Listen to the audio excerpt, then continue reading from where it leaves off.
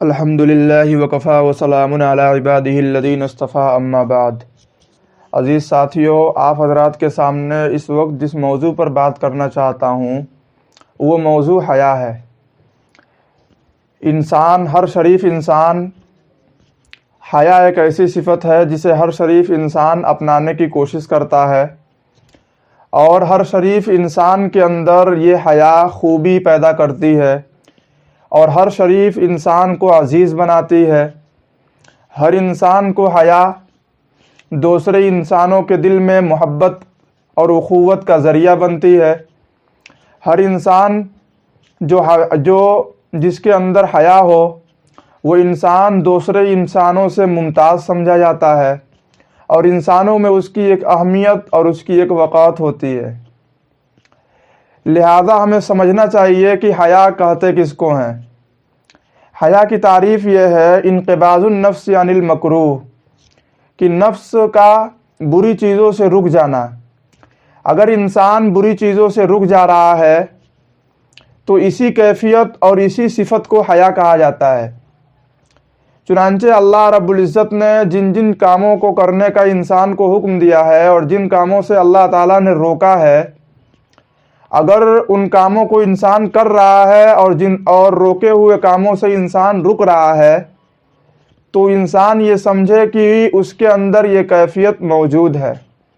اور اگر انسان اللہ تعالیٰ کے کہے ہوئے کاموں کو نہیں انجام دے رہا ہے اور روکے ہوئے کاموں کو انجام دے رہا ہے تو پھر انسان یہ سمجھے کہ انسان کے دل سے یہ کیفیت ختم ہو رہی ہے۔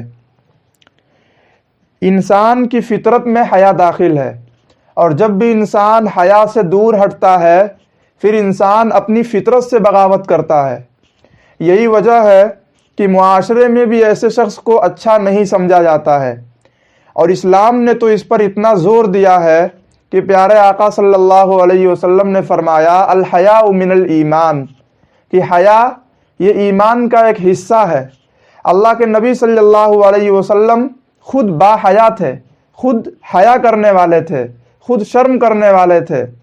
حیا کو اگر عام انداز میں انسان سمجھنا چاہے تو یہ سمجھے کہ حیا کہتے ہیں کہ انسان کا ہمیشہ اس بات کا استحضار انسان کے دل میں پیدا ہو جائے کہ ہمیں اللہ رب العزت کے سامنے جواب دینا ہے۔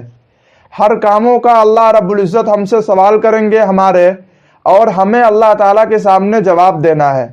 چنانچہ جب یہ کیفیت انسان کے دل میں پیدا ہو اور انسان کسی برائی سے بچ جا رہا ہے تو اسی کو حیا کہا جاتا ہے۔ اگر انسان غور کرے تو آج جو نمازیں انسان پڑھ رہا ہے یہ بھی دراصل حیا کی وجہ سے، اگر انسان روزے رکھ رہا ہے یہ بھی دراصل حیا کی وجہ سے، اگر انسان دنیا میں جتنے اچھے کام انجام دے رہا ہے یہ بھی دراصل حیا کی وجہ سے۔ اور اگر انسان کے دل سے یہ حیا اور شرم نکل جائے اور اس کے دل سے یہ بات نکل جائے کہ ہمیں اللہ رب العزت کے سامنے ایک دن کھڑا ہونا ہے اور جواب دینا ہے، تمام انسان شروع اور اخیر کے تمام اولین و آخرین وہاں جمع ہوں گے۔ اگر یہ کیفیت انسان کے دل سے نکل جائے تو پھر انسان کوئی اچھے کام انجام نہیں دے پاتا ہے۔ یہی وجہ ہے کہ نبی اکرم صلی اللہ علیہ وسلم نے فرمایا اذا لم تستحی فاصنع ما شئت، کہ جب تمہارے اندر حیا نہیں ہے تو پھر جو چاہو کرو۔ مطلب اس کا یہ ہے کہ انسان کے دل سے جب حیا نکل جاتی ہے تو انسان پھر جو چاہتا ہے کرتا ہے۔ بڑے سے بڑے گناہ، خواہ وہ اسلام کے نزدیک وہ گناہ ہو یا معاشرے میں بھی اسے گناہ سمجھا جاتا ہو اور اسلام میں بھی گناہ ہو، ان سب چیزوں کو انسان بہت آسانی کے ساتھ انجام دے دیتا ہے۔ اور یہی کیفیت جب انسان کے دل میں رہتی ہے تو پھر انسان ہر گناہ کرنے سے پہلے یہ سوچتا ہے کہ ہمیں اللہ رب العزت کے سامنے اس کا جواب دینا ہے۔ ہمیں دنیا میں چار بندوں کے سامنے اگر ہماری کوئی برائی ظاہر ہو جاتی ہے تو پھر ہمیں اس شرمندگی ہوتی ہے۔ میدان معاشر میں تمام اولین و آخرین کے سامنے اگر ہم کھڑا ہوں گے اور اللہ تعالیٰ نے اگر ہم سے پوچھ لیا تو پھر ہمارا کیا حال ہوگا۔ یہی کیفیت انسان کو گناہ سے بچاتی ہے۔ آج ہم اور آپ اپنے دل کے اندر غور کریں کہ کیا یہ کیفیت ہمارے دل کے اندر پائی جا رہی ہے؟ کیا ہم اور آپ حیا کی صفت کے ساتھ متصف ہیں؟ عورتوں کے اندر تو یہ صفت خاص طور سے پائی جاتی تھی، لیکن آج دیکھا یہ جا رہا ہے کہ مرد حضرات تو بہت دور، لیکن عورتیں بھی اس صفت سے بہت دور ہٹتی جا رہی ہیں۔ آج آزادی کے نام پر، فیشن کے نام پر عورتیں بھی اس حیا اور شرم سے بہت دور ہوتی جا رہی ہیں، اور رفتہ رفتہ اپنی زبان سے، اپنے اعمال سے، اپنے کپڑوں سے اور اپنے حرکات سے اس بات کو ظاہر کرتی ہیں کہ ہمارے اندر حیا نہیں ہے، اور پھر اس کو اپنی آزادی تصور کیا جاتا ہے اور یہ سمجھا جاتا ہے کہ یہ ہماری آزادی ہے۔ یاد رکھیے گا، انسان کی آزادی انسان کی حیا اور انسان کی شرم ہے، اور انسان کی اصل آزادی یہ ہے کہ انسان کو وہ آزادی جنت کا مستحق بنا دے، ایسی آزادی جسے آزادی کہا جا رہا ہو، اور وہ انسان کو جہنم کا مستحق بنا دے، وہ انسان کو تمام اولین و آخرین کے سامنے رسوا کر دے، وہ انسان کے بائیں ہاتھ میں نام اعمال کا سبب ہو، وہ آزادی کوئی آزادی نہیں ہے۔ میرے عزیز ساتھیوں، مرد حضرات بھی اس سے بہت دور نظر آ رہے ہیں۔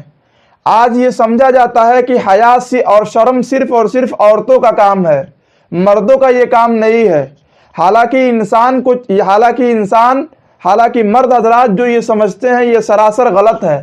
حضرت عثمان بن عفان رضی اللہ تعالیٰ عنہ صحابی رسول خلیفہ ثالث ہیں، ان کی حیا اور ان کی شرم تو بہت مشہور ہے۔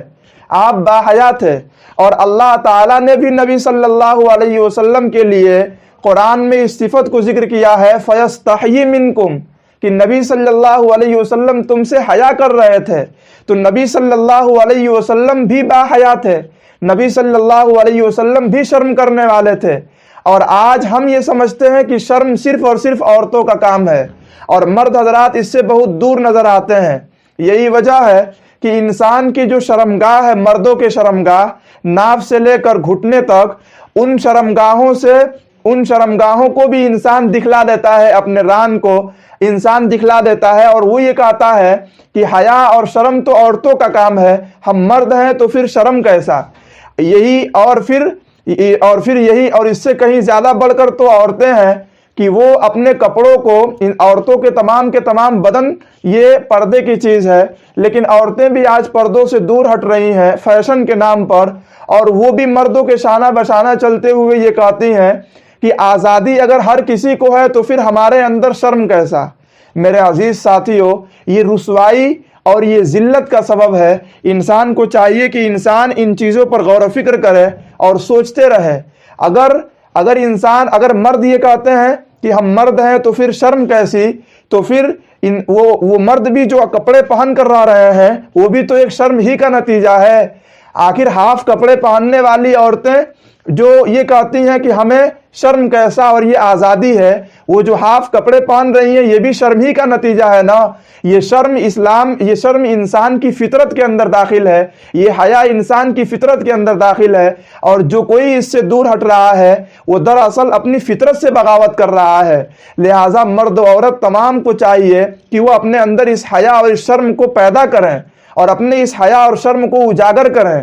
اگر اس شرم کی زیور کے ساتھ کوئی عورت آراستہ نہیں ہے، اگر اس شرم کی صفت کے ساتھ کوئی مرد متصف نہیں ہے، تو پھر وہ سمجھے کہ صحیح معنوں میں وہ اپنی فطرت سے دور ہیں، وہ اپنے اصل سے دور ہیں، اور صحیح معنوں میں وہ انسان کہلانے کے مستحق نہیں ہے، کیونکہ انسان برائیوں سے بچتا ہے شرم کی وجہ سے، انسان نیک کام کو انجام دیتا ہے شرم کی وجہ سے، انسان اچھے کام کرتا ہے شرم کی وجہ سے۔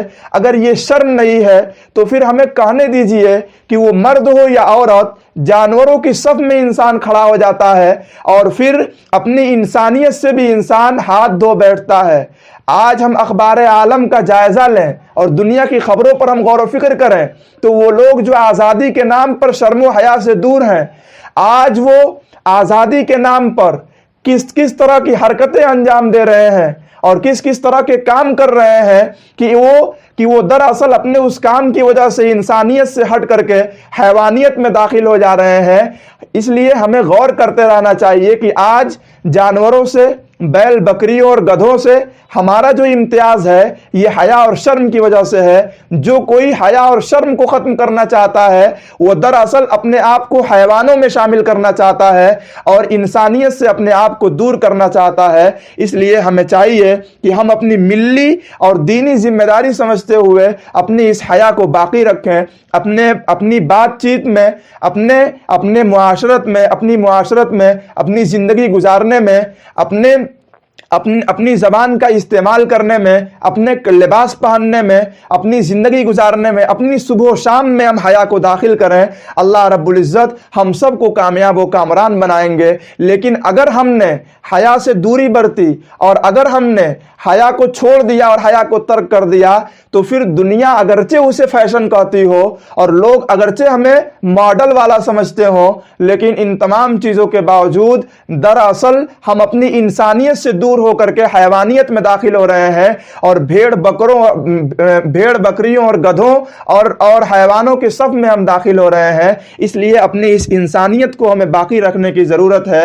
اللہ رب العزت شرم و حیا جیسی عظیم نعمت مجھے بھی عطا فرمائے اور آپ تمام کو یہ نعمت نصیب فرمائے اور ہم سب کو اپنی مرضیات پر چلائیں۔